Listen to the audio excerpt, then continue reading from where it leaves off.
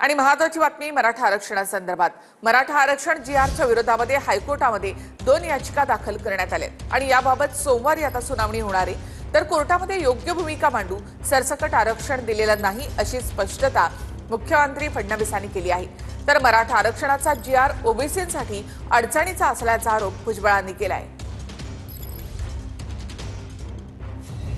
Hyderabad gadget बद्दलच्या जीआरचा विषय अखेर हायकोर्टात गेला। ओबीसींचे नेते मंगेश ससाणे आणि वीरशैव संघटनेचे मनोहर धोंडे यांनी हायकोर्टात जीआर विरोधात याचिका केल्या आहेत। ससाणेंच्या याचिकेवर सोमवारी हायकोर्टात सुनावणी होणार आहे। जी याचिका आहे त्या याचिकेमध्ये अमेंडमेंट करण्याची आम्ही परवानगी मागितली, सुधारणा करण्याची परवानगी मागितली। आमचं म्हणणं मुख्य न्यायमूर्तींनी ऐकून घेतलं की हा जो जीआर आहे जो ओबीसींचा घात करणार आहे, कुणालाही कसल्या प्रकारचे सर्टिफिकेट तिराईत व्यक्तीच्या ॲफिडेव्हिटवर देण्याचा जो यांनी हे जे जीआरच्या माध्यमातून ही सुधारणा आणलेली आहे, तर हा जीआर आम्ही नक्कीच त्याचं ऑपरेशन थांबवू, हा जीआर क्वॅश करून घेऊ अशी आम्हाला आशा आहे। हायकोर्टात दाखल केलेल्या या याचिकांमध्ये काय मागण्या आहेत ते पाहूया। मराठा आणि कुणबी समाज एक नसताना नोव्हेंबर 2023 पासून कुणबी प्रमाणपत्र दिली जात आहेत। मराठा समाजाला कुणबी जात प्रमाणपत्र देऊन सरकार इतर मागासवर्गीयांच्या आरक्षणाला कात्री लावत आहे। ससाणे यांनी न्यायमूर्ती चंद्रशेखर आणि न्यायमूर्ती गौतम अखंड यांच्या खंडपीठासमोर हे सांगितले। एवढं सगळं केल्यानंतर हैदराबाद येतच कुठून, आता कशासाठी आलाय? तर त्यांनी सांगितल्याप्रमाणे कुणबी नोंदी शोधायचं काम आता ज्यांना मिळाल्या नाहीत कुणबी नोंदी, त्यांच्यासाठी जे मराठा आहेत त्यांच्यासाठी हा नवीन रास्ता शोधलेला आहे असं आमचं म्हणणं आहे।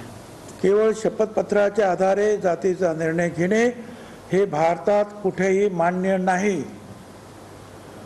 आरक्षणासारख्या संवैधानिक विषयावर अशा प्रक्रियेचा अवलंब करणे धोकादायक आहे।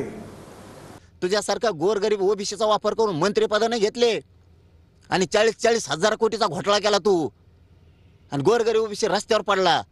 तुझ्यामुळे मेलाय गोरगरीब ओबीसी समाज। तू काय दिलं मायक्रो ओबीसीला? कोर्टातही आम्ही राज्य शासनाच्या वतीनं योग्य भूमिका मांडू। मी पुन्हा एकदा ओबीसी समाजाच्या नेत्यांना सांगू इच्छितो, आपण जीआर नीट वाचा। कुठेही सरसकट कोणालाही आरक्षण दिलेलं नाही।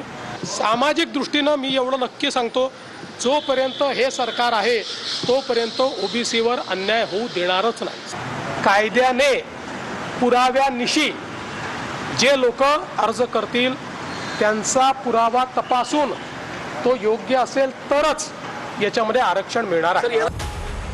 दरम्यान संभाजी ब्रिगेडच्या प्रवीण गायकवाडांनी आरक्षणाने प्रश्न सुटणार नाही अशी भूमिका मांडली। जे ज्ञानी आणि बुद्धिवंत माणूस, तज्ञ माणूस या समाजात आहे मराठ्यांच्या, त्यांची आज गरीब मराठ्यांना गरज आहे। त्यांनी मराठ्यांच्या बाजूने लढण्याच्या ऐवजी तिकडून लढायचं म्हणल्यावर आता आम्हाला आमच्याच लोकांची किव यायला लागली। हे आमचे लोक सुद्धा फितूर होऊ शकतात बुवा। खुल्या वर्गातले हळूहळू सगळेच लोक जर आरक्षण वर्गामध्ये आले तर ते नलनील झाल्यासारखे, म्हणजे सर्वांनाच आरक्षण म्हणजे कुणालाच आरक्षण नाही असं ते मला म्हटले होते। ओबीसी नेते आक्रमक झाले असतानाच गेवराईत हाकेंचे बॅनर फाडल्याची घटना घडली। मी सोमवारी येतोय बारामतीला आणि पोलीस स्टेशनला हजर व्हायला येतोय। काय आमचा गुन्हा? ओबीसीचे प्रश्न मांडणे, उत्स्फूर्तपणे मांडणे हा गुन्हा असेल तर सोमवारी मी बारामतीच्या पोलीस स्टेशनला येतोय। त्यावेळी हजारोचा जनसमुदाय उपस्थित राहील।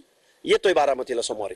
हे राजकीय पोळी भाजायला लागलेत नाटकं करून, आणि मग त्या बैठका घेणार कुठं बी त्याच्या विरोधात। बोर्ड हेच फाडीत येत, लावित तर हेच काळ हेच लावित येत, हेच यांची गाडी फोडून घेतात आणि ते मराठ्यावर येतात आणि मग गोरगरीब ओबीसीचा वापर करतात। सोमवारी हायकोर्टातली सुनावणी आणि ओबीसींच्या आंदोलनामुळे हा विषय तापणार असल्याचं स्पष्ट आहे।